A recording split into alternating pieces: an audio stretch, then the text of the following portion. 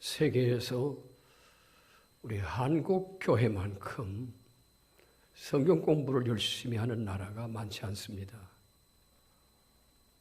우리가 주일마다 드리는 예배의 중심은 설교에 있지 않습니까? 그 설교의 중심은 역시 성경입니다. 또 그뿐만 아니고 우리는 또 각 소그룹에서 말씀을 모여서 함께 말씀을 나누기도 합니다. 또 그뿐만 아니죠. 매일 새벽마다 새벽 기도 시간에 성경을 읽고 그리고 성경 말씀을 듣습니다. 그리고 뿐만 아닙니다. 또 가정에서는 대부분의 교인들은 가정에서 성경을 읽고 말씀을 묵상하면서 큐티도 합니다. 또 그뿐만 아닙니다. 인터넷이 잘 발달되어 있어서 우리는 인터넷을 통해서 많은 유튜브와 또 방송 매체를 통해서 우리는 많은 설교를 들을 수 있습니다. 또 그 밖에도 또 어떤 기독교 방송, CTS라든지 이런 방송을 통해서도 많은 설교를 듣습니다. 이러다 보니까 신앙생활을 하는 우리 한국의 많은 분들은 성경을 아는 지식이 대단합니다. 많은 성경을 알게 됩니다. 오늘 이제 본문 말씀을 들여다보겠습니다. 오늘 본문 말씀 속에 등장하는 인물, 잘 아시는 대로 니고데모입니다. 그가 어느 날 밤에 예수님을 찾아왔지 않습니까? 예수님과 많은 대화를 나누는 중에 예수님께서 그를 만나자마자 첫 번째 그에게 하신 말씀이 뭐였습니까? 네가 거듭나야 된다. 네가 반드시 거듭나야 된다. 네가 거듭나지 않으면 하나님 나라를 볼 수도 없고 하나님 나라에 들어갈 수 없다라고 말씀합니다. 그러자 니고데모는 그 말이 무슨 말인지 전혀 이해를 하지 못했지요. 그때 예수님께서 10절을 보게 되면 예수님께서 이렇게 말씀합니다.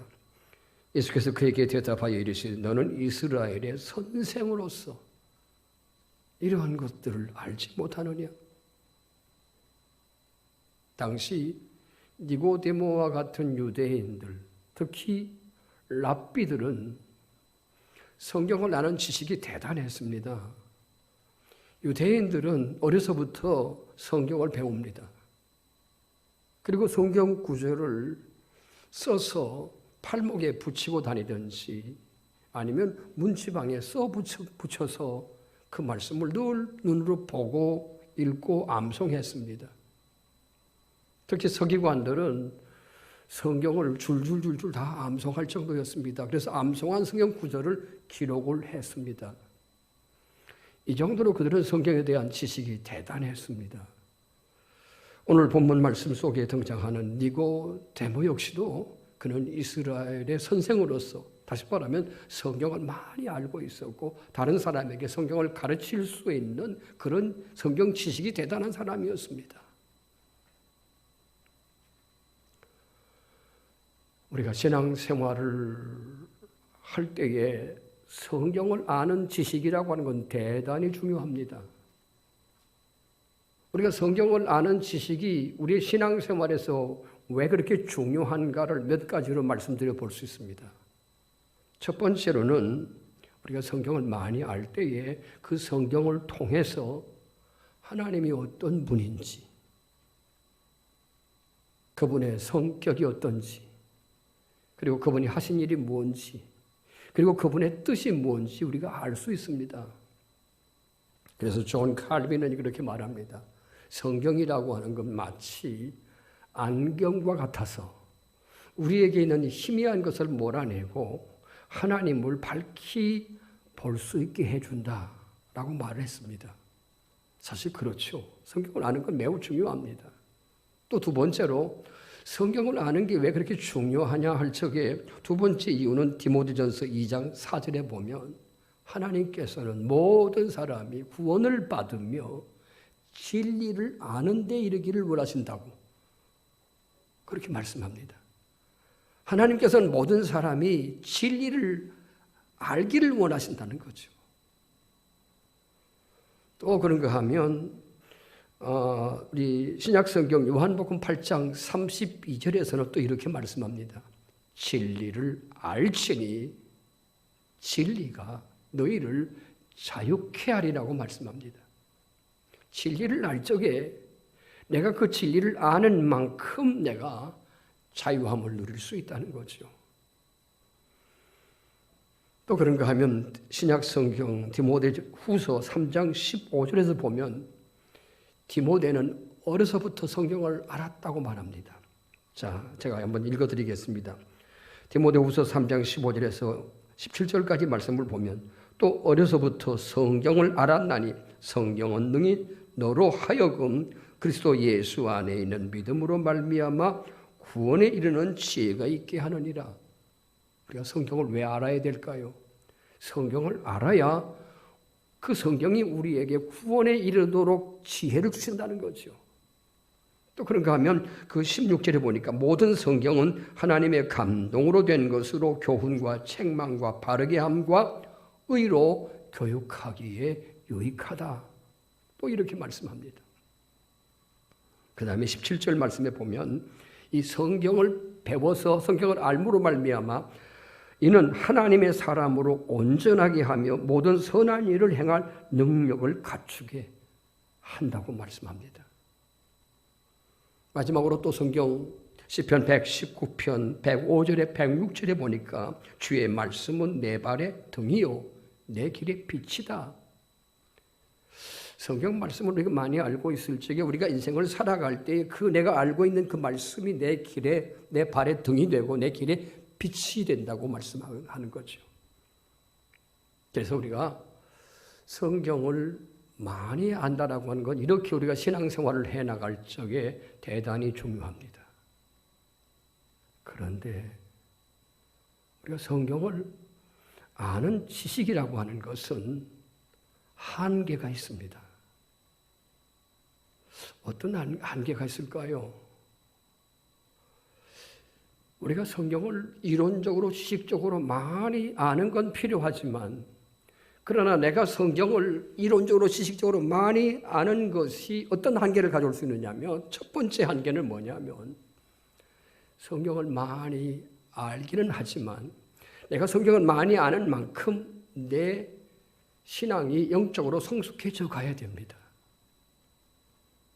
아니 성경을 참 많이 알고 있는데 내가 성경을 많이 아는 만큼 내가 영적으로 성숙해지지 못하면 그 성경 지식은 그로 하여금 교만하게 만듭니다. 교만하게 만들어요. 차라리 성경을 몰랐더라면 그렇게 교만하지 않을 수 있을 텐데 성경을 많이 알면서 영적으로 성숙하지 못하면 그 많은 지식이 성경을 많이 아는 그 이론이 그로 하여금 교만하게 한다고 하는 사실이죠. 우리가 특히 그런 모습을 신약 성경을 읽다 보면 그와 같은 모습을 잘 볼 수 있는 사람들이 누구냐면 바리새인들, 그 서기관과 바리새인들이었습니다. 신약 성경을 읽다 보면 그 서기관과 바리새인들이 예수님께 얼마나 많은 책망을 받습니까? 그들은 성경을 너무 잘 알았습니다. 아까 말씀드렸던 대로 어려서부터 성경을 배웠고 성경을 줄줄 암송하고 있었습니다. 그럼에도 불구하고 그들은 그 성경을 많이 아는 만큼 그들은 성숙하지 못했습니다. 영적으로. 소경이었습니다. 그래서 예수님은 그들을 가리켜서 뭐라고 책망하시느냐면 이 독사의 자식들아. 그들은 성경을 얼마만큼 알았지만 그들의 삶의 모습을 보면 그들은 예수님 뭐라고 말씀하는 거니 회칠한 무덤과 같았다고 말합니다.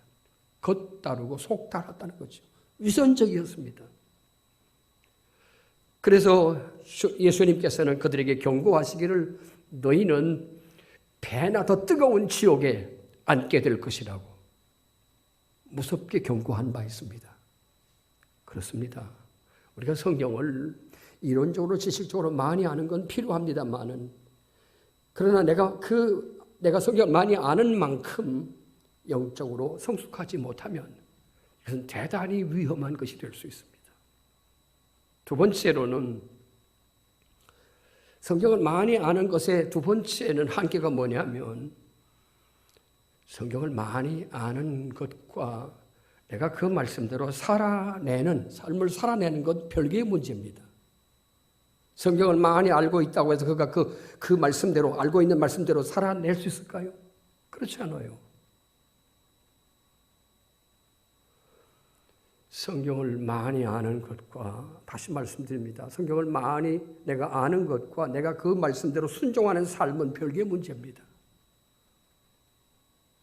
그렇기 때문에 우리 신앙생활이 제대로 되려고 하면 내가 성경을 많이 아는 만큼 그 말씀을 내가 삶에서 살아낼 적에 그 말씀이 나에게 엄청난 경험을 하게 해줍니다.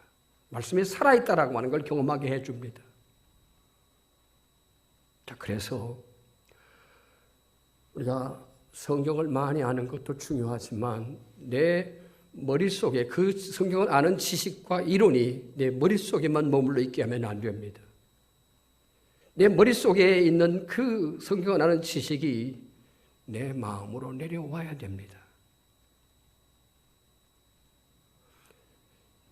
그 많은 성경을 아는 지식이 내 머릿속에 이론과 지식으로만 머물러 있게 되면 내가 그 지식 때문에 남을 판단하게 되고 정죄하게 되고 교만할 수 있는 도구가 되는 거죠. 그러면 언제 내 머릿속에 있는 그 성경을 아는 지식과 이론이 내 마음으로 내려올 수 있을까요?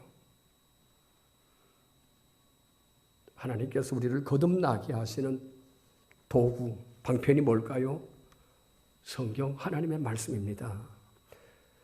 우리를 거듭나게 하실 때에 성령께서는 내 머릿속에 들어있던 그 말씀, 내가 이론으로만 알고 있던 그 말씀들이 내 마음에서 믿어지게 하시고 깨달아지게 하시는 것입니다.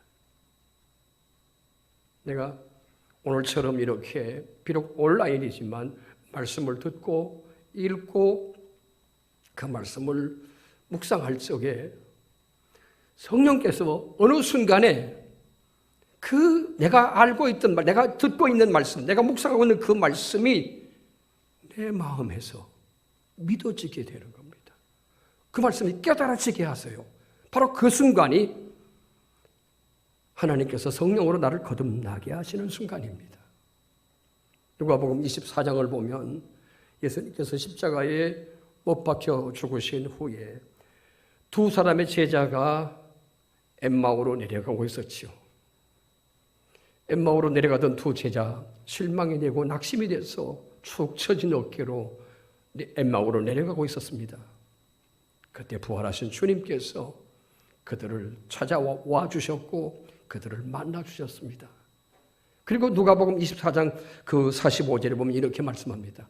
주께서 그들의 마음을 열어서 말씀을 깨닫게 하실 때에 주께서 그들의 마음을 열어서 깨닫게 해주셨다.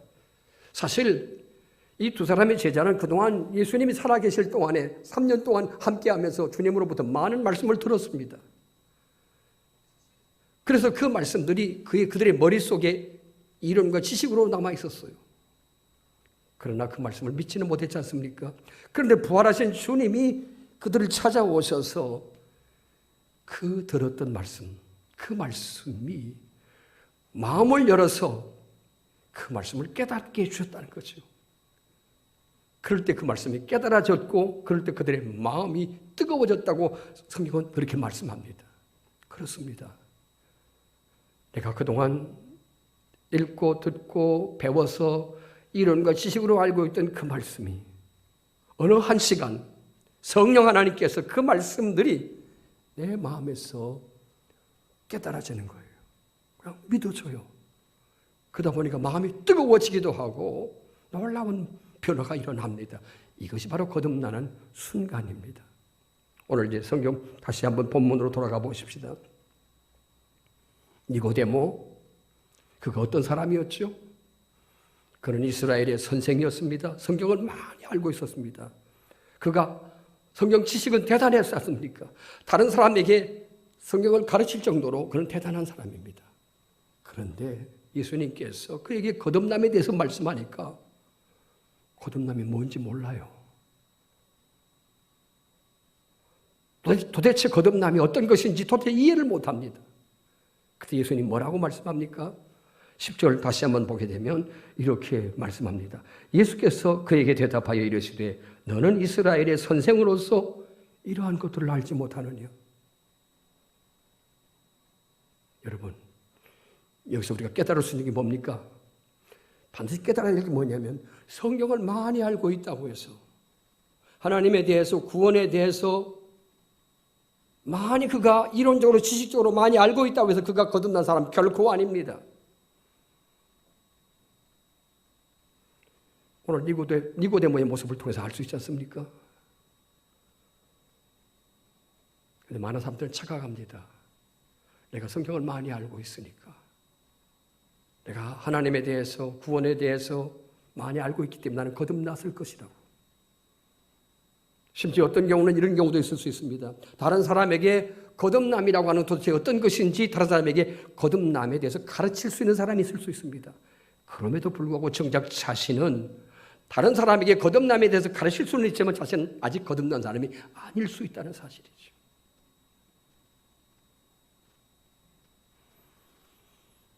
오늘 말씀을 이제 마무리하겠습니다.